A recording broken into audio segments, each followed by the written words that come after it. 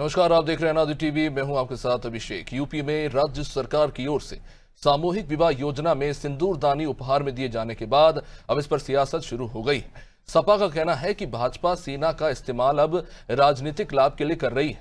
वही भाजपा का ये कहना है कि सैनिकों के शौर्य का सम्मान है और आतंकियों को कठोर संदेश भी।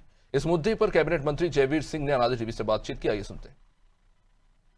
मंत्री जयवीर सिंह हमारे साथ मौजूद हैं। सर, ऑपरेशन सिंदूर के बाद अब ये देखा गया है कि मुख्यमंत्री सामूहिक विवाह योजना है, इसमें जो महिलाओं को, विवाहिताओं को सामान दिए जाते हैं, जो उपहार दिया जाता है, उसमें सिंदूर दानी भी दी जाएगी। इसे ऑपरेशन सिंदूर की सफलता के बाद और सिंदूर को त्याग और तपस्या से जोड़कर देखा जा रहा है। हालांकि विपक्ष इस पर सवाल खड़े कर रहा है, किस तरह से देखते हैं सर? देखिए, इस समय उत्तर प्रदेश के विपक्ष की हर अच्छे काम पर सवाल उठाने की आदत सी बन गई है। जहाँ तक सिंदूर का मामला है, ये ऐतिहासिक महत्व का है। भारत के स्वाग का प्रतीक है सिंदूर। इतिहास गवाह है कि राजस्थान के जौहर से लेकर के हमारी माँ बहनों के स्वाग के प्रतीक के रूप में सिंदूर माना जाता है। और पहलगांव की घटना में जिस तरीके से आतंकवादियों ने माँ बहनों के धर्म पूछ करके सिंदूर को उजाड़ने का काम किया, हमारे यशस्वी प्रधानमंत्री जी ने उस सिंदूर का सम्मान रखते हुए उन आतंकी और आतंकियों को पालने वाले आकाओं को मिट्टी में मिलाने का संकल्प लिया और अपने प्रण को पूरा करते हुए पूरे पाकिस्तान को और दुनिया को एक सिंदूर के महत्व का अर्थ समझाने का काम कर दिया है।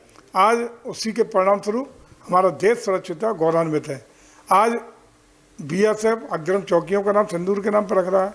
हमारे जो लोक कल्याणकारी योजनाओं में हम लोग गरीब परिवार की बच्चियों को सामूहिक शादियां कराने का निर्णय करते हैं और उस सिंदूर को, उसमें सिंदूर की रक्षा के लिए, सिंदूर के सम्मान के लिए वहाँ अगर सिंदूर की डिब्बी, साड़ियाँ, अन्य दहेज का सामान भी देने का काम कर रहे हैं, तो इसमें काहे का पेट में दर्द विपक्ष को हो रहा है, मैं समझ में नहीं आ रहा। मथुरा के बांके बिहारी मंदिर को शामिल करके बनाए जाने वाले बांके बिहारी कॉरिडोर को लेकर अखिलेश यादव ने निशाना साधा है। उन्होंने सोशल मीडिया प्लेटफॉर्म पर लिखा है कि सरकार इस तरह के कॉरिडोर बनाकर मंदिरों पर सरकारी तंत्र के जरिए कब्जा चाहती है। देखिए, जितने भी मंदिर भव्य थे पहले तो कभी बने नहीं, अखिलेश जी ने तो बनवाए नहीं। उनके वहाँ अखिलेश जी ने ये प्रयास किया कि वहाँ पर्यटन विकास की सुविधाएं, श्रद्धालुओं के लिए आने की सुविधाएं, वहाँ की कनेक्टिविटी, वहाँ का इंफ्रास्ट्रक्चर, पर्यटक सुविधाएं डेवलप हों, इसका उनका तो प्रयास हुआ नहीं। यदि आज उत्तर प्रदेश की सरकार ऐसे धार्मिक स्थलों को, वहाँ के कनेक्टिविटी को, वहाँ के इंफ्रास्ट्रक्चर डेवलपमेंट करके जो पर्यटन सुविधाएँ विकसित कर रही है और जो वहाँ मंदिर का निर्माण ट्रस्टों के द्वारा हो रहा है या ट्रस्टों का एक मानकीकरण करके ट्रस्टों के द्वारा संचालन दे करके, चाहे अयोध्या का मंदिर हो, काशी का मंदिर हो, जितने भी मंदिर, कोई अधिकृत हुआ क्या? कोई मंदिर उत्तर प्रदेश सरकार ने अधिकृत किया क्या? कोई मंदिर अधिकृत नहीं हुआ।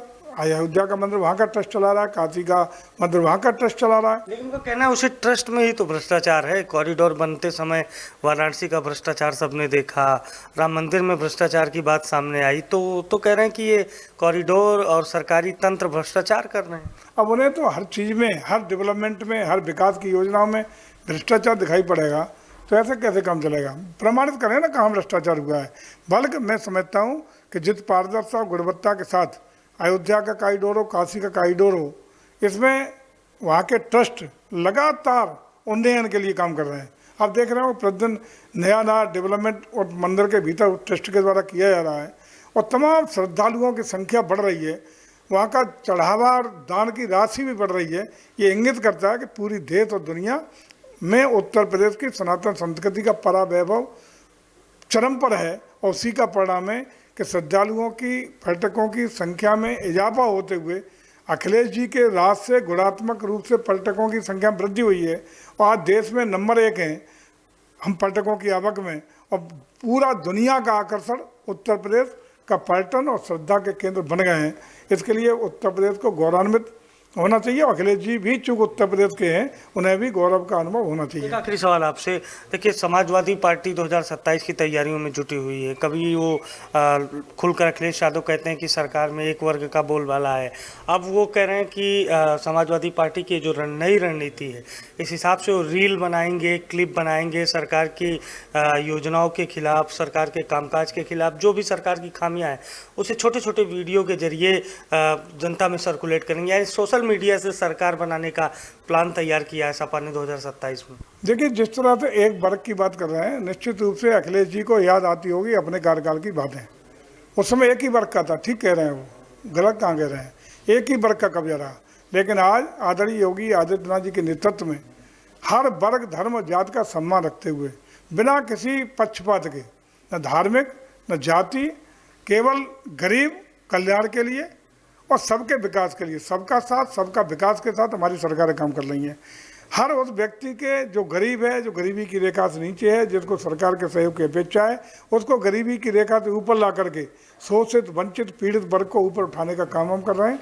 और मैं समझता हूँ कि जिस प्रकार से 17 में सरकार बनने के बाद आदरणीय योगी आदित्यनाथ जी के नेतृत्व में जीरो भ्रष्टाचार और कानून व्यवस्था पर जीरो टॉलरेंस की नीति के साथ काम हुआ है, उसी का परिणाम है कि दंगा मुक्त उत्तर प्रदेश बना, अपराधी मुक्त उत्तर प्रदेश बना है। और आज डेवलपमेंट की ओर ग्रोथ इंजन बनता हुआ उत्तर प्रदेश तो आगे जा रहा है।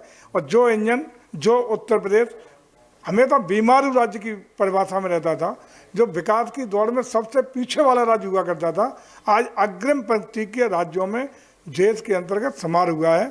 इसके लिए उत्तर प्रदेश के मुख्यमंत्री को बधाई। और निश्चित रूप से यही गति का क्रम रहा तो हम बड़ी 1 ट्रिलियन इकोनॉमी को बनाने में शीघ्र कामयाब होंगे, ताकि हमारा देश $5 ट्रिलियन इकोनॉमी के लक्ष्य को पूरा करके दुनिया की तीसरी अर्थव्यवस्था बन पाए। और ये हम लोग बहुत शीघ्र हासिल करेंगे। ये उत्तर प्रदेश तो देश के लिए गौरवमयी क्षण है। क्या सपा की जो सोशल मीडिया वाली रणनीति है ये सफल होगी? क्या लग रहा है ये इम्पैक्ट डालेगी जनता के मन में? देखिए, मैं समझता हूँ कि ये इम्पैक्ट तब पड़ता है कि लोगों ने वास्तविकता न देखी हो। रील से और सोशल मीडिया से कुछ हल नहीं होने वाला।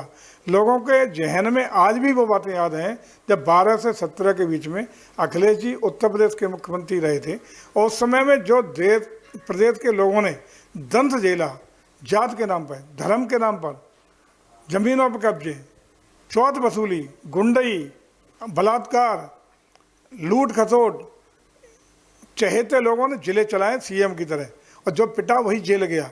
एक एक व्यक्ति ने झेला है, देखा है, तो भूले नहीं है।